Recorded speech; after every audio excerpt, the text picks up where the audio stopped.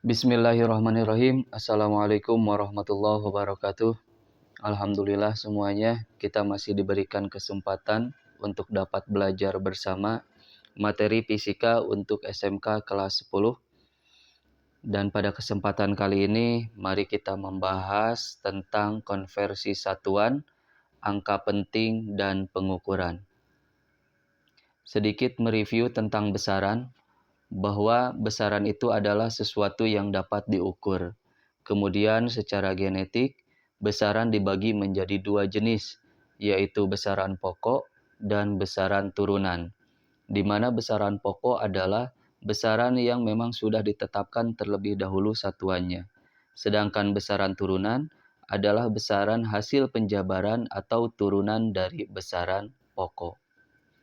Kemudian selain dari itu, rupanya besaran dibagi menjadi dua jenis juga, namun berdasarkan arah geraknya. Yaitu yang pertama adalah besaran vektor, dan yang kedua adalah besaran skalar. Besaran vektor adalah besaran yang mempunyai nilai dan juga arah. Sedangkan besaran skalar adalah besaran yang hanya mempunyai nilainya saja. Contoh dari besaran vektor adalah perpindahan, kemudian percepatan, gaya berat, dan lain-lain. Itu merupakan besaran-besaran yang memiliki nilai dan juga arah. Kita ambil contoh satu yaitu gaya berat, di mana gaya berat ini merupakan nama lain daripada gaya gravitasi, di mana gaya gravitasi ini memiliki arah yaitu menuju inti bumi atau menuju bawah bumi. Sehingga dapat disimpulkan bahwa gaya berat ini adalah gaya vektor yang memiliki nilai dan juga arah. Sedangkan besaran skalar adalah besaran yang hanya mempunyai nilai saja. Beberapa contohnya adalah massa, massa jenis, luas, volume, dan lain-lain. Nah, ini kita ambil contoh massa. Massa misalkan suatu benda atau bobot badan kita ketika ditimbang atau diukur didapatkanlah 50 kg. 50 kg itu adalah massa suatu benda atau massa badan kita yang diukur. Nah, arahnya kemana? Apakah ke atas, ke bawah, atau kemana? Nah, rupanya massa itu tidak memiliki arah. Tidak ke atas, tidak ke bawah, atau tidak kemanapun. Karena massa merupakan besaran skalar yang hanya memiliki nilai saja tanpa memiliki arah. Itulah perbedaan antara besaran vektor dan skalar. Kita lanjutkan ke konversi satuan dan awalan satuan fisika. Apa itu konversi satuan? Konversi satuan adalah mengubah suatu satuan dari besaran tertentu ke satuan lain dalam besaran yang sama. Jadi intinya bahwa konversi satuan hanya berlaku untuk besaran yang sama. Dari satu satuan yang satu ke satu satuan yang lainnya. Misalkan kita ingin mengkonversikan nilai dari satuan besaran panjang. Contohnya dari kilometer kita ubah menjadi meter. Atau dari meter menjadi sentimeter. Nah, itu disebut sebagai konversi satuan. Misalkan massa dari ton ke kilogram atau dari slug ke kilogram atau kebalikannya. Begitu juga waktu. Misalkan kita ingin merubah nilai dari jam menjadi menit atau dari menit menjadi detik. Nah, itu disebut dengan konversi satuan. Tidak bisa dinyatakan ataupun tidak bisa dilakukan dalam besaran yang berbeda. Misalkan merubah jam menjadi kilogram. Tidak bisa karena merupakan besaran yang berbeda. Jam merupakan satuan waktu, kilogram merupakan satuan massa. Begitupun yang lainnya, misalkan merubah kilogram menjadi sentimeter.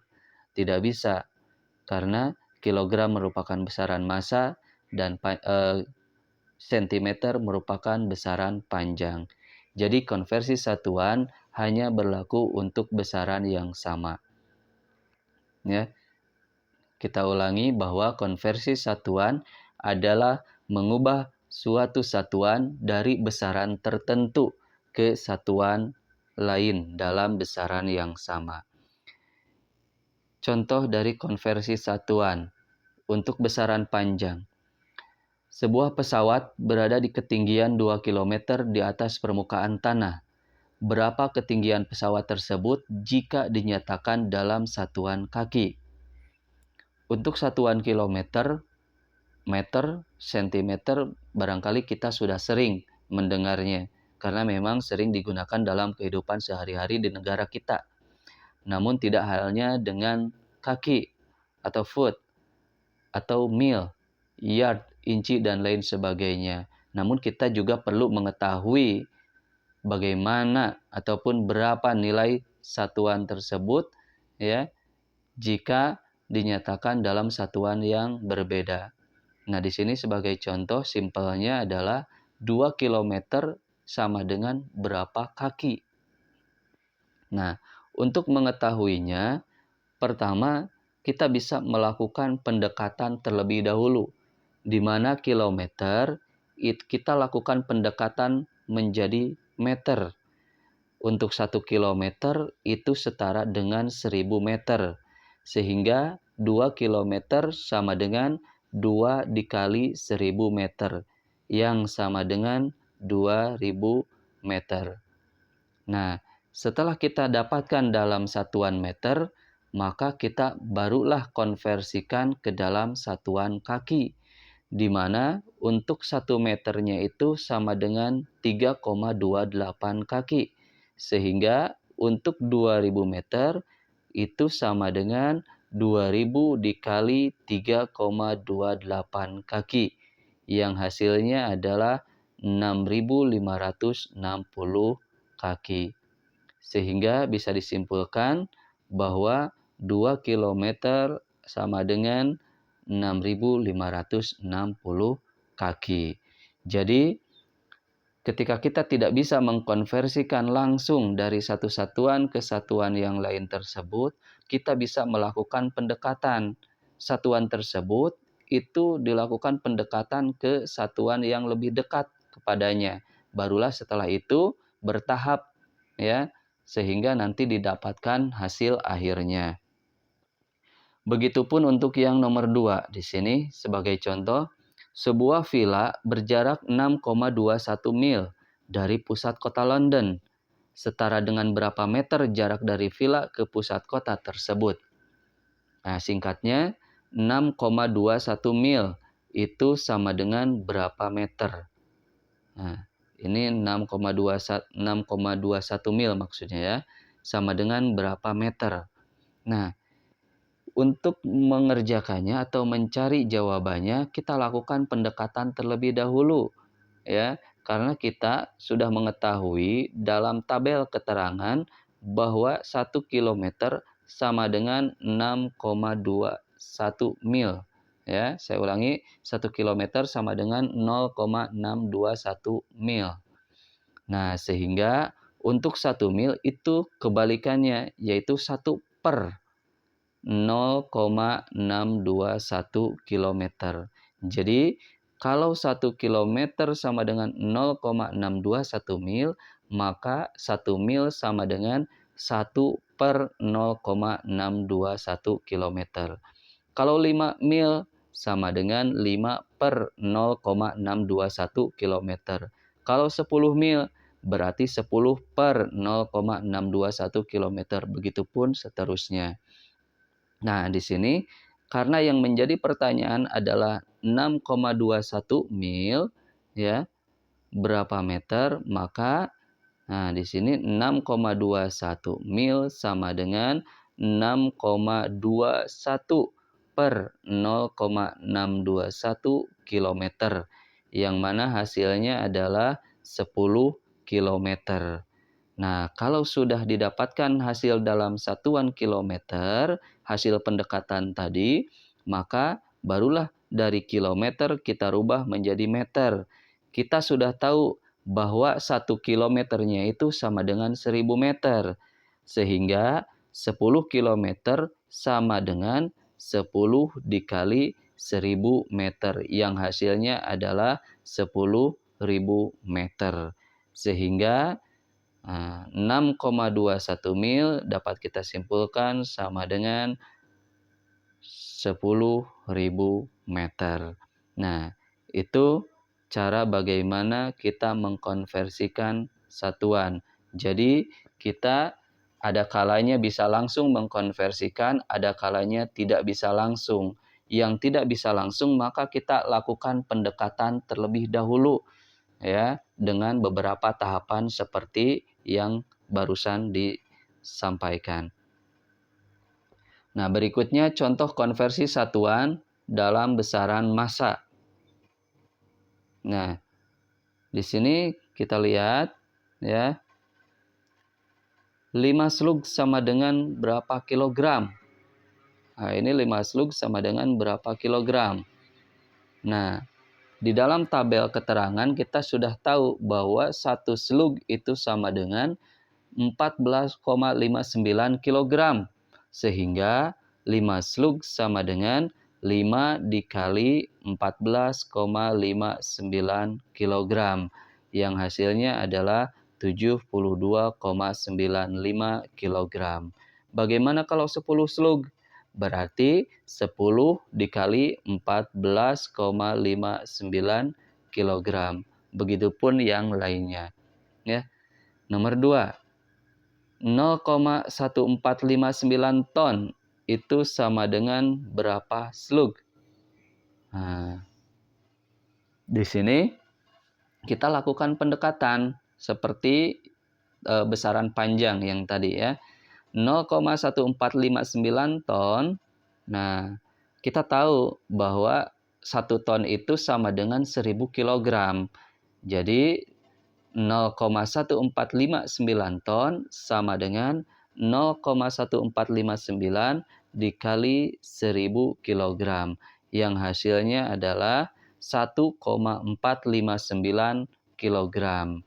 Nah, kalau sudah kita ketahui dalam satuan kilogram, barulah kita konversikan ke dalam satuan slug, di mana 1 kg sama dengan 1/14,59 slug, maka 1,459 kg itu sama dengan 1,459 per 14,59 slug, yang hasilnya adalah 0,1 slug.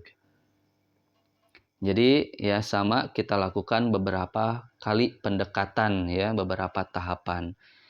Contoh berikutnya konversi satuan waktu. Nah, di sini 1,5 hari sama dengan berapa menit? Nah, kita mengkonversikan dari hari menjadi menit. Nah, beberapa tahapan kita gunakan di sini pendekatannya. Dari hari kita rubah dulu menjadi jam. Kita tahu bahwa 1 hari itu sama dengan 24 jam. Sehingga 1,5 hari itu sama dengan 1,5 dikali 24 jam. Yang hasilnya adalah 36 jam. Nah, kalau sudah diketahui dalam jam, barulah kita konversikan ke dalam menit. Di mana 1 jamnya itu adalah 60 menit. Sehingga 36 jam itu sama dengan 36 dikali 60 menit. Yang mana hasilnya adalah 2160 menit. Jadi sama ya, beberapa tahapan. Berikutnya, nah, 60 jam itu sama dengan berapa hari? Nah, sama ya, 1 hari itu sama dengan 24 jam. Maka 1 jam itu sama dengan kebalikannya, yaitu 1/24 hari. Kalau misalkan 5 jam, berarti 5/24 hari. Kalau 6 jam, berarti 6/24 hari. Karena ini adalah 60 jam, maka 60 jam sama dengan 60/24 hari. Yang mana hasilnya setara dengan 12/24 hari. Atau kita sederhanakan yaitu 2/2 hari atau 2,5 hari atau kita sebut dengan 2,5 hari. Ya, jadi 60 jam itu sama dengan 2,5 hari. Itu beberapa contoh konversi satuan untuk besaran panjang, kemudian massa, dan juga waktu. Berikutnya adalah awalan besaran fisika. Nah, di sini awalan besaran fisika yaitu berfungsi untuk membantu kita di dalam penulisan angka yang memang dirasa terlalu banyak jumlah digitnya. Ya, seperti halnya di baris pertama kita lihat itu terdapat nilai 1 diikuti dengan jumlah angka 0 sebanyak 18. Ya, kalau kita sebut itu apa ya? 1000 triliun barangkali ya. Nah, 1000 triliun. Cuman, nah itu kan terlalu banyak penulisan angkanya, maka dibantulah dengan penulisan awalan besaran fisika.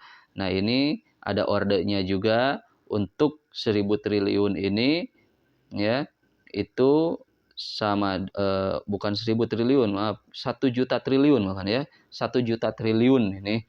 1 juta triliun ini sama dengan 10 pangkat 18, ya, untuk ordenya disebut dengan eksa. Nah, di bawahnya itu baru 1000 triliun, di mana untuk ordenya 1000 triliun ini dituliskan 10 pangkat 15, dan untuk namanya kita sebutkan peta. Kemudian yang berikutnya adalah 1 triliun, nolnya 12 ya. Nah, itu sama dengan 10 pangkat 12, artinya nolnya 12. Itu disebutnya dengan tera. Dan seterusnya sampai dengan yang terakhir yaitu ini 0, 0, kemudian setelah koma ada 0 sebanyak 18. Nah, itu disebut dengan ato ya. Nah, untuk ordenya yaitu 10 pangkat min 18. Kemudian di atas ato ada femto, di mana itu untuk ordenya adalah 10 pangkat min 15 ya. Nah, ini untuk nilainya ini 0,0000 sampai dengan 15 kali ya. Nah, itu kalau ditulis pastinya terlalu banyak, maka dibantulah dengan penulisan awalan besaran fisika. Nah, ini contoh kapasitas suatu harddisk adalah 200 GB. Jika ditulis dalam bentuk orde adalah 200 dikali 10 pangkat 9 ya. Jadi untuk 200 GB itu, ini giga ya, 10 pangkat 9, berarti 200 GB itu 200 dikali 10 pangkat 9. Atau untuk nilai 200-nya bisa kita hilangkan ratusannya, sehingga untuk ratusannya itu ditambahkan ke jumlah pangkatnya, sehingga menjadi 2 kali 10 pangkat 11.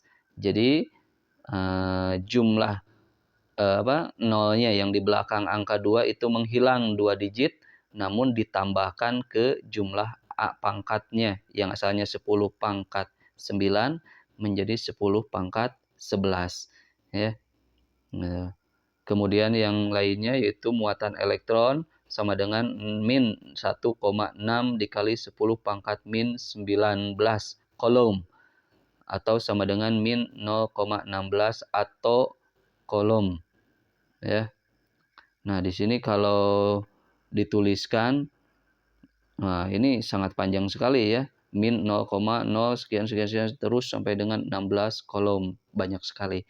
Jadi dibantulah dengan awalan besaran fisika untuk membantu kita di dalam penulisan tidak terlalu rumit ya. Begitupun dengan yang contoh nomor 3 ya. Itu kapasitas suatu kapasitor sama dengan 1 picofarad. Nah, ini kalau dituliskan dalam bentuk orde yaitu 1 kali 10 pangkat min 12. Nah, kalau dituliskan 0,00-nya 12 kali ya farad. Seperti itu. Kita lanjutkan, berikutnya adalah angka penting. Nah, di dalam ilmu fisika mengenal perhitungan yang disebut angka penting. Apa itu angka penting? Nah, angka penting disebut juga dengan significant figure adalah angka hasil pengukuran yang terdiri dari angka pasti dan angka taksiran. Jadi ketika kita melakukan pengukuran, maka akan didapatkanlah hasil berupa nilai dan juga satuan. Nah, untuk nilainya itu terdiri dari angka pasti dan angka taksiran. Kemudian ada beberapa aturan di dalam angka penting. Nah, di sini ada 5 aturan yang perlu kita ketahui. Yang pertama adalah di sini untuk aturannya, semua angka yang bukan 0 merupakan angka penting. Itu aturan nomor 1. Jadi setiap angka yang bukan 0 berarti angka yang bukan 0 itu dari 1 sampai dengan 9. 1, 2, 3, 4 dan seterusnya sampai dengan 9 itu merupakan angka penting. Ya, contoh dalam bilangan 12.379. Nah, ini tidak ada angka 0 sama sekali, yaitu angka selain 0. Berarti semuanya merupakan angka penting. Sehingga dalam bilangan 12.379 itu terdapat 5 angka penting. Ya, karena tidak ada 0. Nah, jadi setiap angka yang bukan 0 itu merupakan angka penting. Itu aturan nomor 1. Nah, untuk aturan nomor 2 sampai 5 ini aturannya tentang angka 0. Nah, angka 0 ini bisa menjadi angka penting, bisa juga bukan angka penting. Nanti tergantung aturannya. Nah, di dalam aturan nomor 2, angka 0 yang dituliskan di belakang angka bukan 0 tidak dianggap sebagai angka penting. Nah, angka 0 yang dituliskan di belakang angka bukan 0 tidak dianggap sebagai angka penting. Contohnya adalah bilangan 21.000. Nah, di sini ada bilangan 0 ataupun ada angka 0 sebanyak 3 angka di belakang angka 1. Nah, angka 0 itu tidak dianggap sebagai angka penting, sehingga terdapat 2 angka penting saja pada bilangan 21.000. Itu untuk aturan nomor 2. Untuk yang nomor 3, angka 0 yang berada di antara 2 angka bukan 0 adalah angka penting. Saya ulangi, angka 0 yang berada di antara 2 angka bukan 0 adalah angka penting. Contohnya adalah 509.000. Nah, dalam bilangan 509.000 ini ada angka 0 yang di belakang angka 9 ini sebanyak 3 digit, itu masuknya ke aturan yang nomor 2. Ya, seperti halnya ini bilangan 21.000. Ya, jadi angka 0 yang 3 digit ini bukan angka penting. Sedangkan angka 0 yang ada di antara 5 dan 9 itu dihitung menjadi angka penting. Karena di aturan nomor 3, apabila ya ada angka 0 berada di antara 2 angka bukan 0, nah, maka angka 0 tersebut merupakan angka penting. Sehingga pada bilangan 509.000 itu terdapat 3 angka penting. Berikutnya, aturan nomor 4. Angka 0 yang berada di depan angka bukan 0 tidak dianggap sebagai angka penting. Nah, di sini jadi angka 0 yang ada di depan angka bukan 0 tidak dianggap sebagai angka penting. Jadi, angka 0 ini tidak dianggap sebagai angka penting. Ya. Nah, maka pada bilangan 0,0065 itu hanya angka 5 dan angka 6 saja yang dihitung sebagai angka penting. Sehingga hanya terdapat 2 angka penting. Aturan yang terakhir yaitu angka 0 yang dituliskan di belakang tanda desimal dan didahului oleh angka bukan 0 adalah angka penting. Nah, di sini angka 0 didahului tanda desimal. Tanda desimal itu adalah tanda koma di sini ya. Nah, di sini karena sudah ada tanda desimal, kemudian didahului dengan angka di sini ada angka 3, 5, kemudian ada angka 1 juga, maka angka 0 yang di belakang ini terhitung sebagai angka penting. Sehingga pada bilangan 35,100 ini terdapat 5 angka penting. Jadi angka 0-nya dihitung sebagai angka penting. Kenapa? Karena di sini didahului oleh tanda desimal, yaitu tanda koma ya, gitu. Nah, itu beberapa aturan angka penting yang perlu kita ketahui. Karena di dalam pengukuran ya, di dalam pengukuran besaran fisika itu nantinya akan menghasilkan nilai dan satuan. Nah, untuk nilainya itu terdiri dari angka pasti dan angka taksiran. Nah, oke, kita lanjutkan. Nah, kemudian di sini sekarang kita bahas tentang operasi hitung angka penting. Pertama yaitu tentang pembulatan. Nah, untuk operasi pembulatan, angka yang lebih dari 5 dibulatkan ke atas, sedangkan angka yang kurang dari 5 itu dihilangkan. Nah, ini aturan di dalam angka penting, ya. Nah, di sini contohnya 552,64, maka dibulatkan menjadi 552,6 karena angka 4 di sini itu kurang dari 5. Jadi apabila kurang dari 5 maka dihilangkan saja ya. Kemudian yang kedua, jika angka taksiran itu adalah angka yang paling akhir ya, angka yang paling belakang itu disebut dengan angka taksiran. Kalau di sini 552,64 maka 4 itu merupakan angka taksirannya. Kalau di sini 354,79 berarti 9 merupakan angka taksirannya ya. Jadi apabila angka taksirannya ya atau angka yang paling belakangnya kurang dari 5, maka dihilangkan saja seperti ini 4. Nah, ya. Kemudian apabila angka taksirannya lebih dari 5, maka angka yang di depannya itu dibulatkan ke atas. Jadi kalau 354,79 maka 9-nya hilang dan 7-nya dibulatkan ke atas menjadi 354,8. Kalau misalkan 354,67, nah, maka dibulatkannya menjadi 354,7 ya, karena 7 merupakan angka taksiran yang lebih dari 5. Nah, itu aturan pembulatan yang pertama. Kemudian di sini aturan berikutnya untuk pembulatan yaitu jika angka taksiran tepat angka 5. Nah, di sini angka taksiran itu angka yang terakhir. Seandainya tepat 5 dan angka sebelumnya adalah ganjil, maka angka dibulatkan ke atas.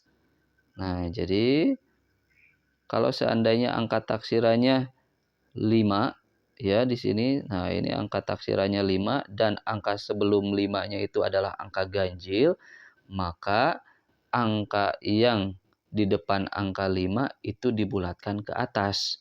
Kalau ganjil, ya di sini contohnya 771,35. 5 itu angka taksiran dan di depan angka 5 itu angka 3 merupakan angka ganjil. Sehingga nah, angka ganjil tersebut itu dibulatkan ke atas, maka menjadi 771,4. Sedangkan ya, apabila angka taksiran tepat angka 5 dan angka sebelumnya genap, maka angkanya dihilangkan. Jadi jika ini angka taksirannya 5 ya, pas 5 dan sebelum 5 itu bilangannya bilangan genap atau angka genap. Ya, di sini 4 ya. Maka angka taksirannya dihilangkan saja sehingga didapatlah menjadi 445,4. Nah, itu aturan pembulatan pada bilangan angka penting. Kemudian, nah di sini operasi hitung angka penting. Nah, operasi hitung angka penting di sini pertama yaitu penjumlahan dan pengurangan. Dalam operasi hitung ini, hasil dari penjumlahan dan pengurangan hanya boleh memiliki satu angka taksiran saja atau angka tak pasti. Nah, di sini untuk penjumlahan contohnya kita lihat ya. Nah, untuk penjumlahan contohnya 678,234 cm dikurangi 21,76 cm ya. Nah, di sini 678,234. Nah, angka 4-nya ini yang berwarna hijau itu merupakan angka taksiran. Dan bilangan yang berikutnya yaitu 21,76. Nah, angka 6 ini merupakan angka taksiran ya. Nah, ini kita jumlahkan ya, kita jumlahkan maka hasilnya menjadi ini maaf ya, ini salah tanda, harusnya plus ya. Nah, maka hasilnya menjadi 699,994 ya. Nah, sehingga ada dua angka taksiran di sini ya. Yang pertama, angka taksiran di sini karena memang di belakang tanda desimalnya ada 3 digit, kemudian sedangkan yang satu bilangan di belakang tanda desimalnya ada 2 digit, maka nah ini kalau kita susun menjadi hasilnya itu ada dua angka taksiran, yaitu angka 9 dan angka 4 ya. Kalau kita sejajarkan ini ya. Kalau kita sejajarkan, maka ini ada dua angka taksiran. Sedangkan di dalam aturan itu hanya diperbolehkan ada satu angka taksiran saja. Nah, sehingga didapatkanlah tadi hasilnya yaitu 699,99 cm. Jadi bilangan ataupun angka 4-nya itu dihilangkan sesuai aturan pembulatan yang sebelumnya kita bahas tadi. Ya. Begitupun yang pengurangan. Nah, untuk yang pengurangan juga sama ya. Nah, di sini ya, 613,9 cm dikurangi 45,64 cm sama dengan berapa cm? Nah, di sini ya. Yang pertama ada satu angka di belakang tanda desimal ini ya, 613,9. Nah, 9-nya itu merupakan angka taksiran. Kemudian yang ini 45,64, ada dua angka di belakang tanda desimal, namun hanya satu angka taksiran aja yang paling belakang yaitu angka 4. Nah, kalau kita sejajarkan di sini, maka ya hasilnya itu memiliki dua angka taksiran yaitu 2 dan 6, yaitu pada bilangan 568,26. Sesuai tadi ya, seperti halnya penjumlahan sama, aturannya itu tidak boleh ada dua angka taksiran, hanya diperbolehkan satu saja. Sehingga 568,26 kita bulatkan sesuai aturan pembulatan yang tadi. Maka didapatkanlah hasilnya itu adalah 568,3 cm ya. Terdapat satu angka taksiran saja yaitu angka 3.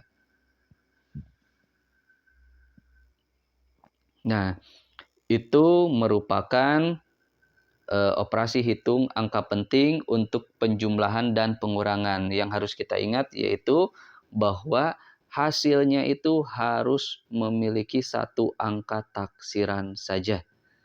Ya. Berikutnya, operasi hitung angka penting yaitu perkalian dan pembagian.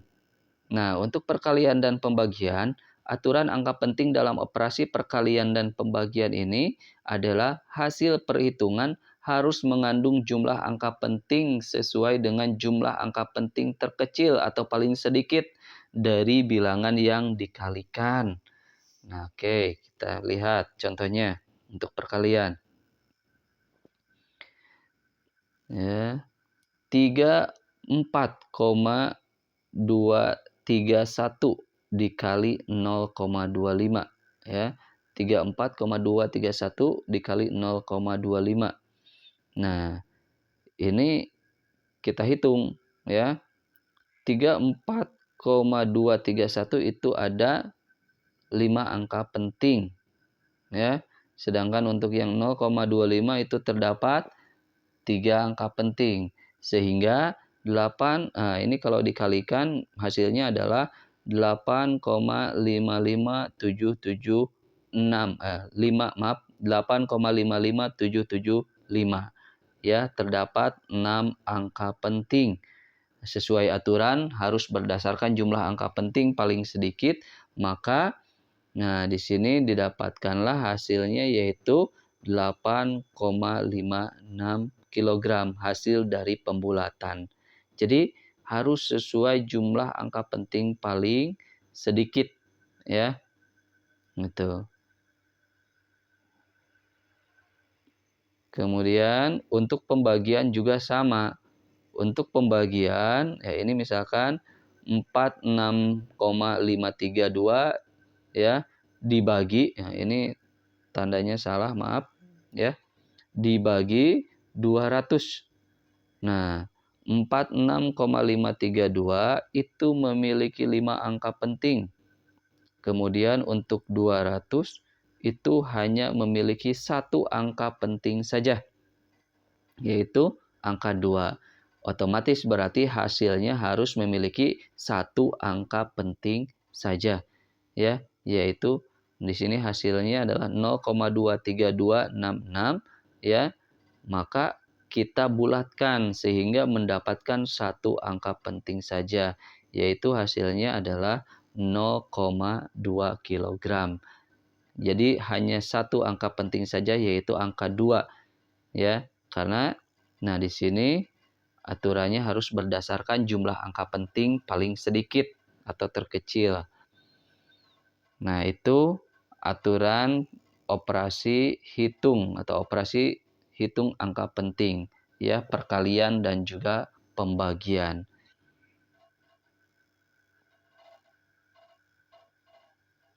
Nah, kemudian berikutnya adalah pengukuran. Nah, untuk pengukuran di sini yang pertama kita harus mengetahui ada beberapa jenis kesalahan dalam pengukuran.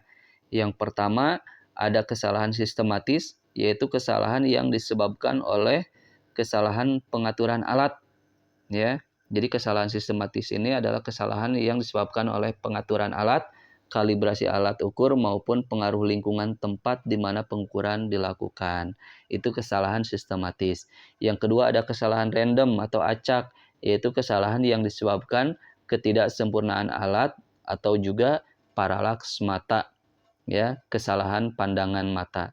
Kemudian yang ketiga yaitu kesalahan pengukuran berdasarkan sumbernya, dan yang keempat kesalahan alat karena efek suhu, tekanan atmosfer dan angin. Nah, kemudian yang kelima kesalahan alat karena ketidaksempurnaan alat atau kesalahan kalibrasi. Yang berikutnya ini kesalahan paralaks, yaitu kesalahan mata atau pandangan manusia. Dan yang terakhir yaitu kesalahan hitung, misalnya kesalahan pembulatan hasil pengukuran menggunakan faktor konversi satuan. Nah, itu beberapa jenis kesalahan di dalam pengukuran. Nah, kemudian di dalam pengukuran kita mengenal istilah alat ukur. Nah, ini karena memang setiap besaran memiliki alat ukurnya. Nah, ini untuk alat ukur panjang yang pertama ada mistar atau penggaris. Ya, mistar atau penggaris ini berskala kecil 1 mm, mempunyai ketelitian 0,5 mm. Nah, ini penggaris ya untuk mengukur ukuran yang tidak terlalu panjang ya. Kemudian ada juga sebenarnya ada roll meter, kemudian ada mistar siku yang mirip dengan penggaris ya.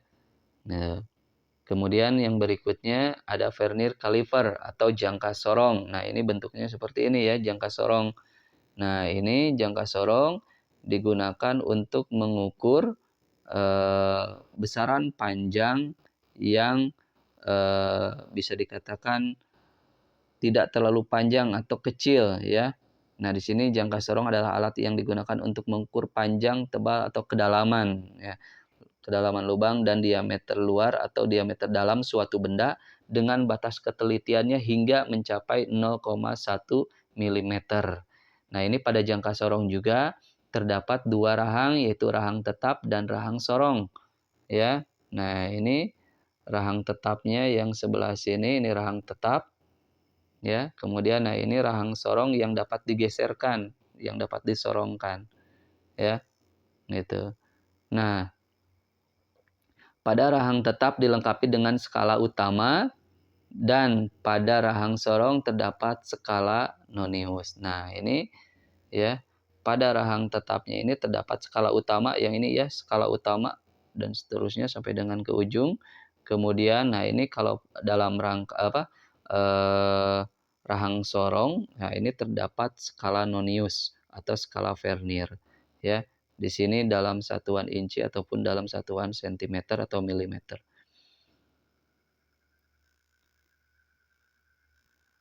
Nah, berikutnya ada micrometer screw.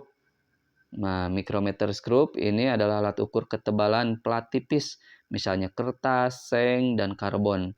Ya, pada micrometer screw terdapat dua macam skala, yaitu skala tetap dan skala putar. Ya, skala utama dan skala putar atau skala nonius. Kemudian ada alat ukur massa. Nah, ini untuk alat ukur massa ada beberapa jenis. Di antaranya ada neraca analitis dua lengan, kemudian ada neraca Auhaus, ya. Nah, kemudian selain daripada itu sebenarnya masih ada lagi neraca yang lain, apa neraca gantung, kemudian ada neraca digital juga, ya, alat ukur massa. Kemudian untuk alat ukur waktu di sini ya ada beberapa di antaranya ada stopwatch, ya, kemudian ada arloji, kemudian ada penunjuk waktu elektronik ya mencapai ketelitian sampai dengan 1000 detik. Kemudian ada juga jam atom cesium dibuat dengan ketelitian 1 detik tiap 3000 tahun yang artinya kesalahan pengukuran jam ini kira-kira 1 detik dalam kurun waktu 3000 tahun. Nah, errornya itu. Jadi sangat-sangat teliti sekali ya. Selain daripada 4 jenis ini ya, selain stopwatch, arloji, penunjuk waktu elektronik, kemudian jam atom cesium, sebenarnya alat ukur waktu itu masih banyak lagi ya, ada jam matahari, kemudian bahkan kalender juga itu termasuk alat ukur waktu ya. Seperti itu.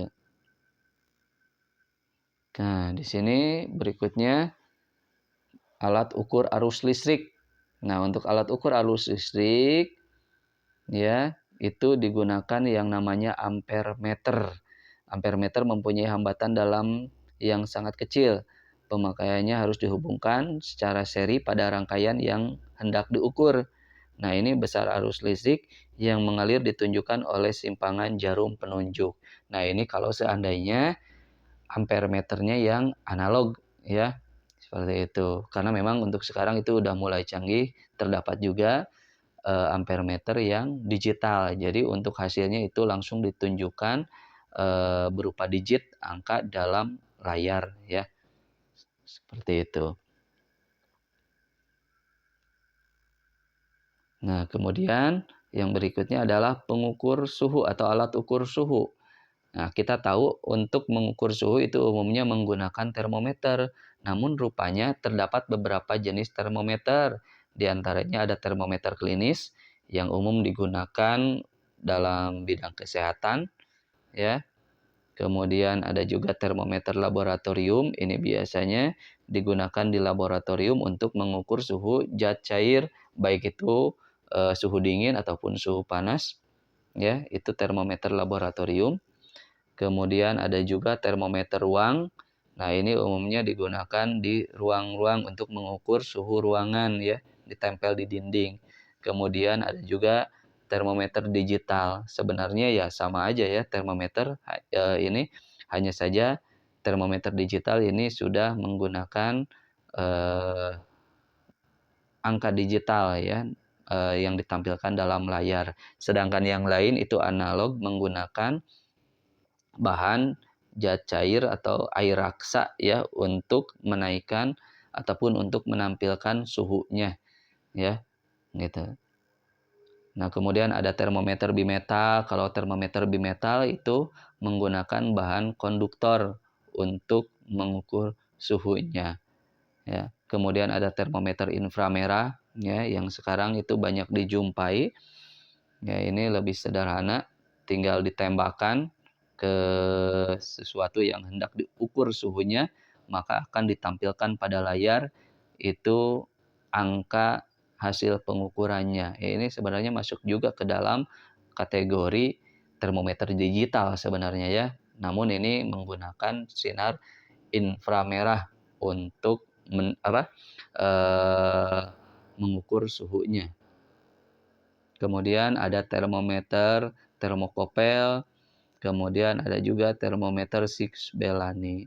Nah, ini kalau termometer Six Bellani menggunakan dua jenis bahan secara bersamaan, yaitu menggunakan air raksa dan juga alkohol untuk bahan pengukuran suhunya. Nah, itu pengukuran untuk suhu ya, alat ukur suhu atau macam-macam termometer ya. Nah, barangkali itu saja yang dapat disampaikan. Semoga dapat dipahami, semoga bermanfaat. Terima kasih. Assalamualaikum warahmatullahi wabarakatuh.